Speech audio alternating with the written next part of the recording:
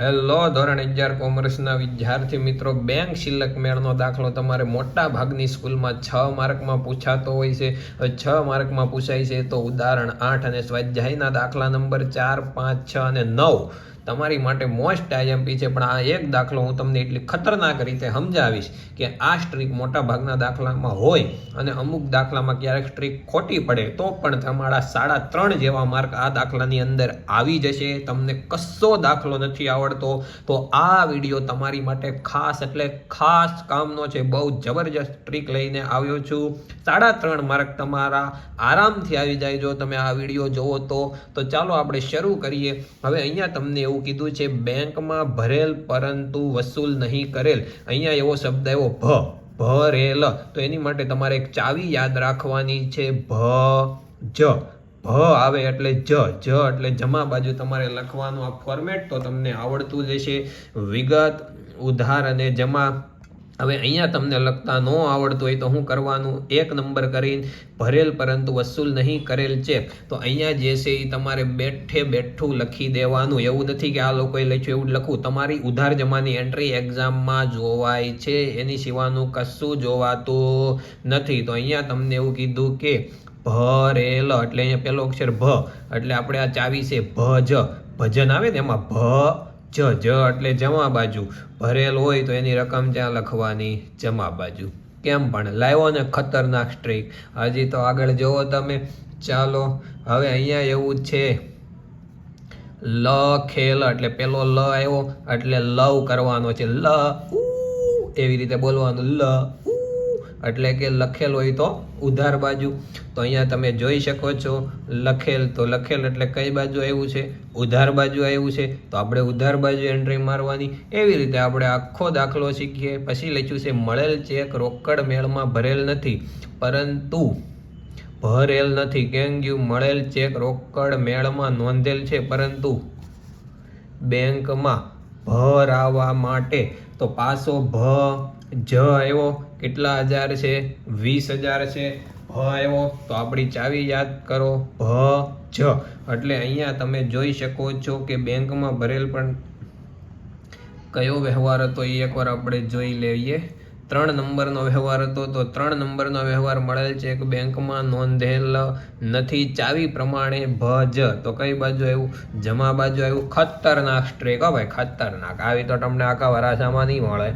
પછી છે બેંકમાં ભરેલ ચેક નકરાયેલ જેની નોંધ રોકડ મેળમાં નોંધેલ નથી. બેંકમાં ભરેલો ચેક શું છો છે? નકરાણો છે. એવો પાછો ભરેલો એટલે જ. તો તમે જોઈ શકો છો જમા બાજુ આપણે 2400 રૂપિયા લખેલા છે. આગળ આપણે જોઈએ તો બેંકમાં વસૂલ કરેલ રોકાણો પરનું વ્યાજ ₹700 રોકડ મેળમાં નોંધેલ નથી. બેંકે વસૂલ કરેલ. શું કર્યું છે? વસૂલ. હવે બેંક વસૂલ કરે એટલે બેંકમાં આવે તો શું થાય? ઉધાર થાય ને. તો બેંક જ્યારે વસૂલ કરે ત્યારે યાદ રાખજો વસૂલ કરે તો એ કઈ બાજુ આવે? ઉધાર બાજુ. તો અહીંયા આપણે જોઈજો બેંકમાં વસૂલ કરેલા વાળું કઈ બાજુ છે? ઉધાર બાજુ. એટલે આ તમારે સ્ટ્રીક એક ખતરનાક રીતે યાદ રાખવાની છે. પછી આગળ આપણે વાત કરીએ. આપણે સેટઅપ વિખાઈ જાય છે એટલે થોડોક બ્રેક લેવો પડે છે. હા, પછીનો વ્યવહાર આપણે જોઈએ. અહીંયા પાર્થની સૂચના મુજબ બેંકે ચૂકવેલ. હવે બેંક ચૂકવે તો આ એક યાદ રાખજો. જ્યારે બેંક ચૂકવે એટલે જાય તો શું થાય? જમા થાય. કેટલા રૂપિયા ચૂકવેલ છે? 400 રૂપિયા. તો જમા બાજુ કેટલા આવશે? 400 રૂપિયા. કેટલા આવશે? 400 રૂપિયા. એટલે જમા બાજુ આપણે લખી દેવાના છે 400 રૂપિયા. 7 નંબરની આપણે વાત કરીએ. 7 નંબર તો રોકડ ખરીદીની નોંધ રોકડ મેળની જાવક બાજુ બેંક ખાતામાં નોંધેલ છે ₹5000. ક્યાં નોંધેલ છે? જાવક બાજુ નોંધેલ છે. તો એણે જાવક બાજુ નોંધેલી હોય તો આપણે આવક બાજુ નોંધવાની.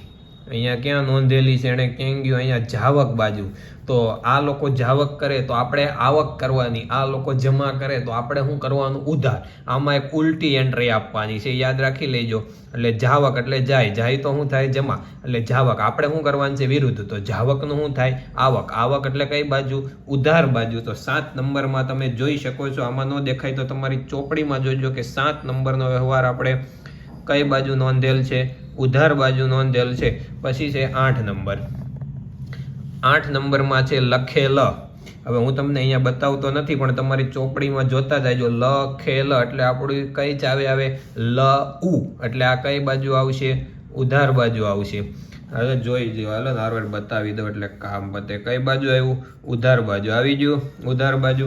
પછી આગળ પછી છે પાર્થે અંગત બેંક ખાતામાં લખેલ ચેક બેંકે ધંધાના બેંક ખાતામાં ઉધારેલ છે. હવે અહીંયા પાછું એવું લખેલ.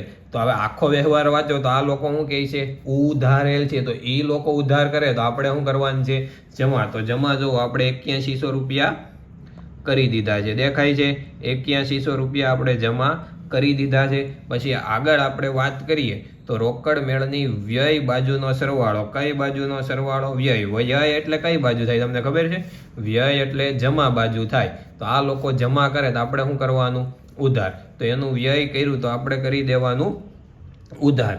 કેટલા રૂપિયા છે, વ્યય બાજુનો સરવાળો 900 રૂપિયા. એને જમા કર્યું તો આપણે શું કર્યું, ઉધાર. એ લોકો આવક કરે તો આપણે જાવક, જાવક કરે તો આવક, એ ઉધાર કરે તો જમા, જમા કરે તો ઉધાર. પછી છે 2700 નો લખેલો ચેક. તો લખેલામાં પાછું શું આવી ગઈ, આપણી ચાવી લ ઉ. તો જો 2700 આપણે ઉધાર બાજુ કરેલા છે. પછી જો આગળ બેંકે જમા કરેલ કેટલા રૂપિયા, 500. તો જમાના ઉધાર કરવાના 500. તો જમાના ઉધાર કર્યા 500. પછી છે ઉધારેલ કમિશન. તો કમિશન એણે ઉધાર કર્યું છે તો આપણે શું કરી દેવાનું, જમા કરી દેવાનું. શું કરી દેવાનું, જમા કરી દેવાનું. કરી દીધું જમા.